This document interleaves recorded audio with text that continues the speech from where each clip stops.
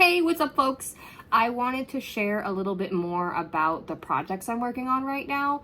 Here we are in my first ever longer form video, and I'm a little nervous, but hi, welcome. So I want to start off by talking about the socks I finally casted on.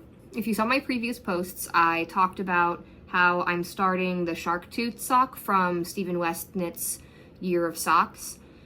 This is March's pattern, and I started with the hyacinth color that I got, and so far I'm obsessed. I think it looks really, really pretty so far. It's got all these little specks and changes in the color, and I feel like it makes this front piece really look like little gemstones almost, which is really fun. And then when you flip it, I've got one repeat of the shark tooth pattern done so far, and I think it looks really, really nice. I haven't decided if I want to do 2 or 3 repeats yet. It'll kind of depend on how long it is after I do 2 more of them, and then I'll debate if I want to do a 4th. But I definitely love this yarn, specifically in this front design, because it really makes it look like little gemstones almost to me, because of the texture here and the color changing in the yarn. This is the hyacinth from Le Bien Ami. I'm sorry if I am butchering that name, but it's the hyacinth in the Super Sock Merino yarn. And I really love the color, even just in the cake itself. And then to see how it knits up so well in the sock. Someone in my comments said that this reminded them of LSP, Lumpy Space Princess from Adventure Time, which I totally agree with. I also think it reminds me of, I hope y'all get this, the Pegasus movie from Barbie, or the Swan Lake movie from Barbie. These colors just give me Barbie Swan Lake dress vibe. The other color I have that I'm going to do the other pair in is this RGO tomato color. Speaking of references to colors, the RGO tomato, some people said it reminds them of Fire Princess from Adventure Time as well, which also totally agree with, but it makes me think of Hot Rod Jenny from My Life as a Teenage Robot because of the reds and the oranges in it, and I also love that as well. So I'm really excited to start knitting this up, but I want to finish the hyacinth pair before I go and jump into the RGO tomato pair. So that's my shark tooth sock so far. I really love the pattern. I can't read charts all the time. So when I got the chart for this one, I tried the first few rows of the pattern itself, like doing it in the chart, and it was so hard, y'all. I had a really hard time remembering what the heck I was doing. So after doing that for like 2 or 3 rows, I was like, I'm gonna mess up. Like, I am gonna make so many mistakes, and I need to just not do it this way at all. Luckily, the pattern also gives a written out version of the chart, which makes it a bit easier on my brain because I can read the words apparently way easier than I can look at the chart. I'm hoping to have the first sock of this pattern done by, I think, like the end of the week or next week. It's still got a lot to go. I have to do 2 more shark tooth repeats on the sock before I move on. I've been more distracted with my other projects because I made progress on my sweater. We're not there yet. We're not talking about that yet, so you have to hold on a little bit longer, but I have made progress on that, and it's made it really hard to do anything else because I really, really, really don't want to stop knitting my sweater. But first, I want to talk about another project I'm working on. I'm working on a stripe step sock, which I made another one here, and I did it the way the pattern calls for, and I love it. It's one of my hardest socks I've ever done, and I don't want to make it the same way again because I just wanted to do a little bit different. I had a lot of the yellow left over from that pattern, so I decided to use that to make a second pair of the same thing, but instead of doing the exact same pattern, I'm only taking the stripe design from the back panel and redoing that over throughout the entire sock. So that's my pretty boring sock right now because it's just something I can just kind of work on and not have to like think about it all because it's just knits all the way around. So this is my pretty basic sock, but I really do love these colors. They're so gorgeous and they look really nice. Sorry if you hear my cat screaming, she's very obnoxious. But It definitely looks really, really nice. And this is one of my favorite stripe patterns that I did because I love the little touches of yellow in it. So that's my socks that I'm working on currently that are on needles. Now, without further ado, we have to jump into the sweater. So I split the yoke officially, finally. I was really nervous to do that because it's my first time doing a sweater ever, and I really didn't want to risk messing it up. And I was really scared because there was a lot of work I had already put into all of the color work of the yoke. So when I came to split it, I was worried I was doing it too soon, and I decided to just trust myself, which is new.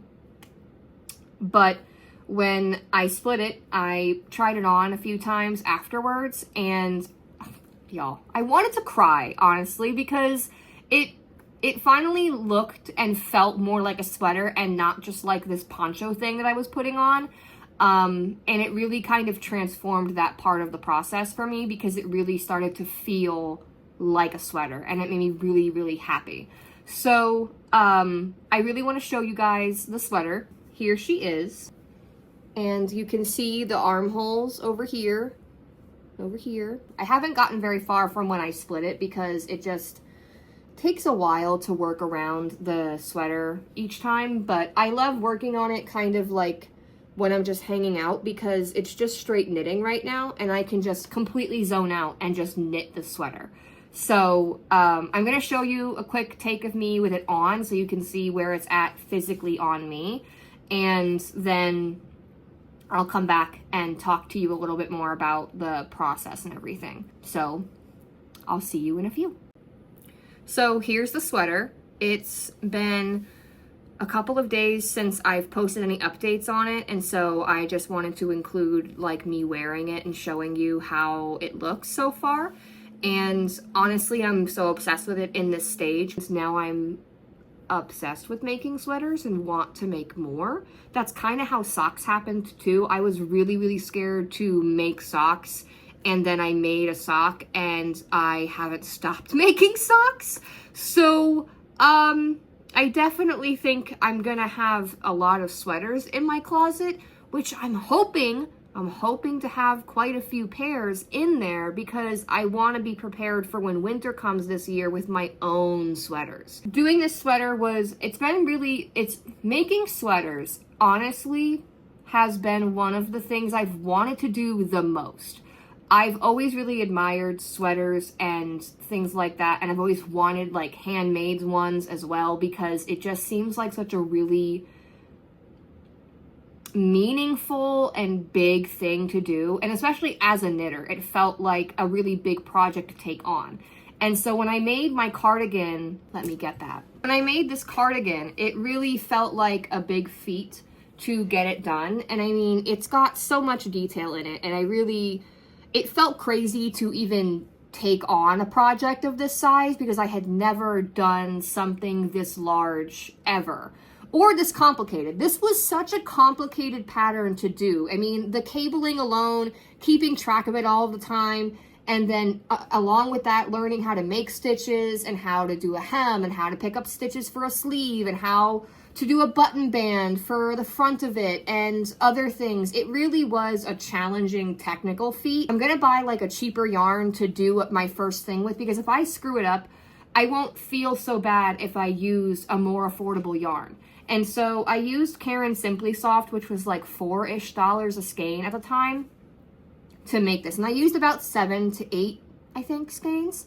Can I help you? This is still one of like the biggest feats I've ever accomplished in knitting because I just never thought I was going to be able to make apparel style projects. I thought that there was no way that was ever going to happen. So to see this take shape, really, it transformed my confidence in my ability to make things, which is why after I made this, I was like, I can make a sock. I was too nervous to make a sock. After making this, I was like, there's no way I can make a sock. Bro, I made a cardigan and my brain was like, you're not good enough to make a sock. Okay. Anyway, imposter syndrome is literally the worst. So I love this sweater, and having this in my closet, even if I don't wear it that day, just seeing it in there brings me like a level of joy I didn't even know I would feel about something I made. And I have so much pride in it because I see it in my closet every day and I'm just, oh my gosh, I made that. That's mine. And then when my partner puts it on or I put it on, I'm just like, oh my God, I made this and I get to wear it now. So once I finally started making a sweater and I found a design I wanted, I was really excited because I really want to fill my closet with more wearable like tops, because that's just so fun to me and I feel like it's really personal. I also have my own kind of ideas I want to work on, but I wanted to get more comfortable with the idea of making wearable sweaters, shirts, cardigans, and understand the construction of them. I just wanted to be more comfortable with those things before I tried to do that on my own and just understand the process. So I still feel like I need to do more sweaters just so I can get the grasp of that, but I do have an idea for a sweater I really want to make. It's going to be a top surgery themed scar sweater. I want it to be themed around my top surgery scar and show like the probably trees I think coming up from it, because I think that would be really cool. I have a top that's kind of similar, like it's a top surgery scar and it's got mushrooms growing from it and stuff. And I really like that, and I think it would be really, really cool to have one themed as a sweater. So that's one of my goals to work towards right now, is to do that. And it's a pretty basic idea. And my plan is to do it, I think, in a more solid color for the main body, like a black or something. And then have the incision part or the scar part be a trans-themed coloring of yarn, which I've already found the yarn I want to use, which is fantastic.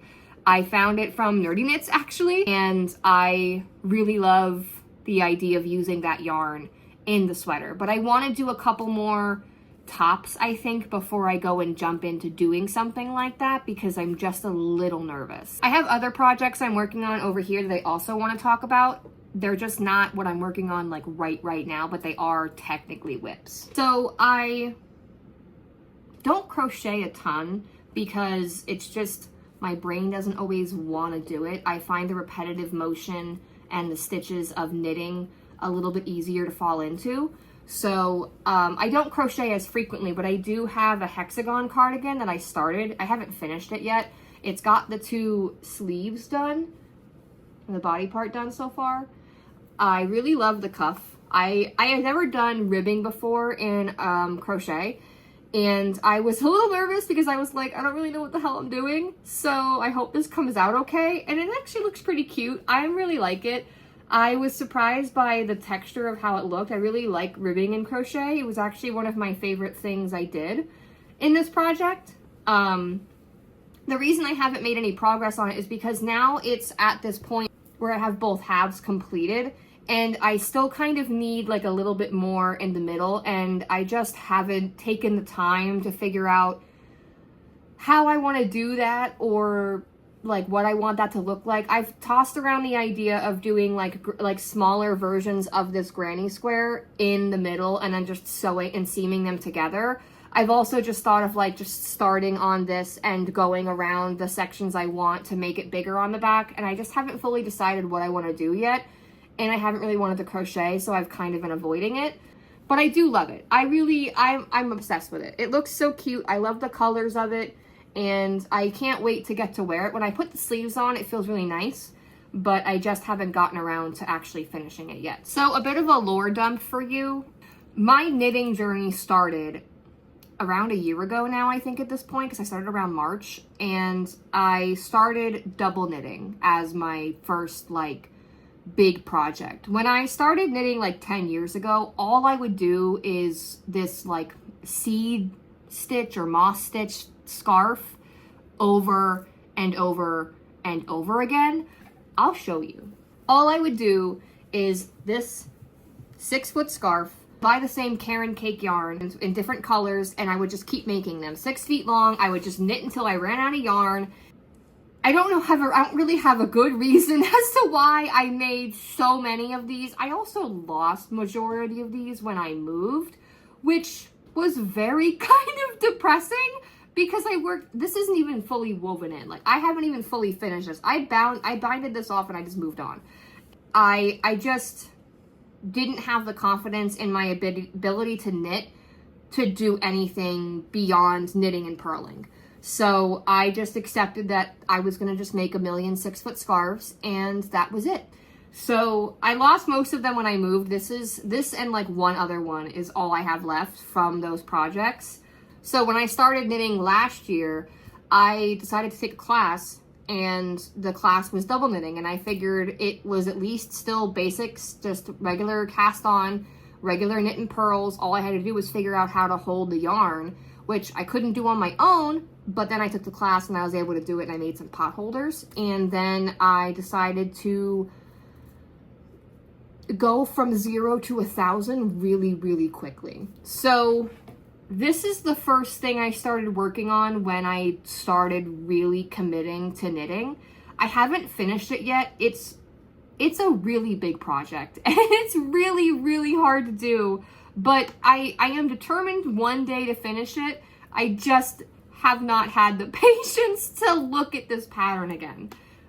I started making the Doctor Who double knit scarf, and this is all the Gallifreyan that you would see if you watched Doctor Who.